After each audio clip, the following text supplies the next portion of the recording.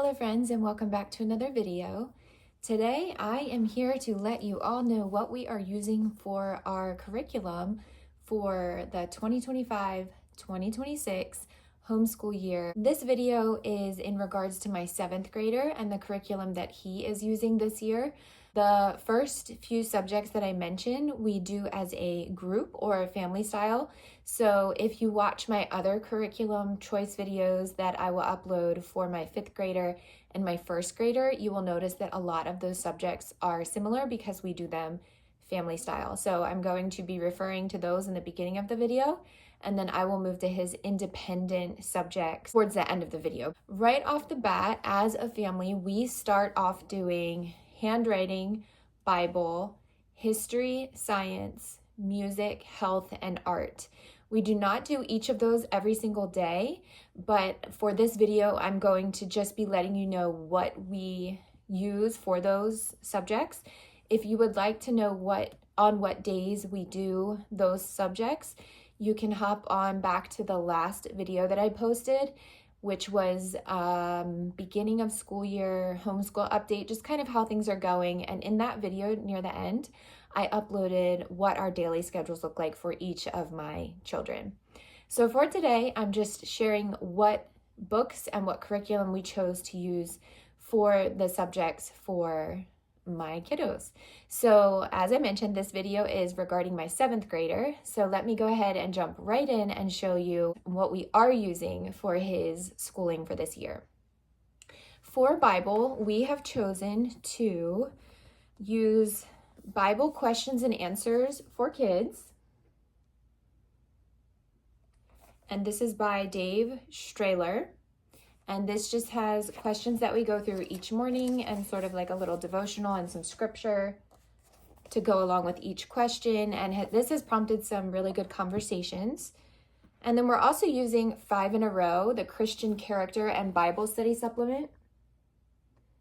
This has been really fun. I've purchased some of the picture books that go along with this, but for the ones I was not able to purchase or I just didn't feel the need to buy, we have been watching YouTube read-alouds for the specific weeks that we do not have the picture book.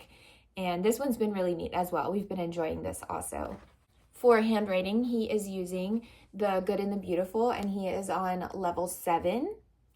For science, we are going through The Good and the Beautiful Wonders of Energy science unit all together as a family. Here's the student journal. And this is the actual unit study. We've also been choosing some different read aloud chapter books to go through along with this unit study, and that has given us some nice reading time that ties into those subjects as well. For history, we are finishing up this unit study that he started last year in history, To Every Nation. This is a Not Consumed Ministries unit study. We did not get it completed last year, so we moved that into this year. We are finishing this all together as a family, and we are currently on Elizabeth Elliot. So the girls have been sitting with us and reading, and we haven't done a ton all together in the unit study, but Easton will often do one or two of the pages independently, but we will do the reading of the book as a family all together. And we are also using America's History by the Tuttle Twins. I was really excited about this one, and so far it's been really good. We're not super far into it, and we're mainly using this as a read aloud, but we have been enjoying this as a family subject. For art, we also used this book last year, Let's Make Some Great Art, and we are continuing with it again this year because we did not get it completed last year, and we more than likely will not get the whole book completed this year either, which is completely fine. Depending upon the week, we pick and choose which projects we like to do.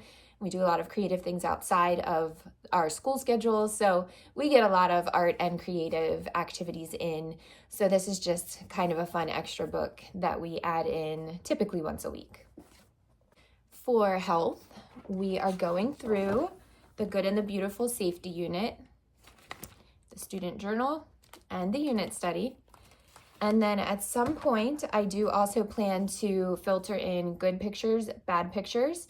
We have not read through this quite yet, but I do plan to do this in the upcoming weeks along with our health unit. For music, we are also finishing up Living Harmonies, which we did not complete last year, but we are moving through this. We are almost done with this, so I'm not quite sure if I will buy the second volume of this or not. We may just pick some of the books that are mentioned in the back of this and read through them and maybe recap some of the units that we studied in this unit study. But for now, we are cruising through and finishing up with this for the beginning of the school year. For language arts and spelling, Easton uses Easy Peasy Language Arts 7.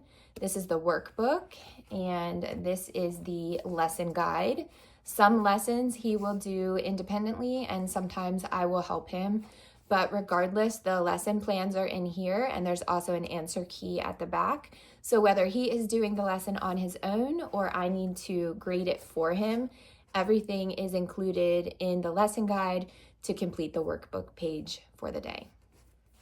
Also, his spelling is included in this book for this year as well. For math, he is using teaching textbooks and he is on the pre-algebra level. For his reading, he just has 15 to 20 minutes of independent reading each day, and he is allowed to choose whatever book he would like to be reading for that time. Typically, it's a history book that ties into the portion of history that we are learning about in our America's History book, but he's also picked and chosen a couple different ones throughout this year that have been an interest to him. And then for typing, we are currently using typingclub.com. For Spanish, we are not using a set curriculum for Spanish this year. We have been using a few different read alouds on YouTube, which are bilingual, so they're in Spanish and English. We've just been watching a few of those, and then he's also just been reading through and studying parts of this book specifically, just reading a couple pages a week, and then we review it. And I also have this one that I will have him start filtering in at some point, and I may make up some study guides or questions that go along with some of the phrases. I'm not quite sure yet how to completely structure this, but we only do this a couple times a week. He would really like to get pretty good with his Spanish, but I haven't quite landed on a course that I'm completely in love with yet. So I may switch that up throughout the year. But anyway, for now, we are just starting with these and we will go from there.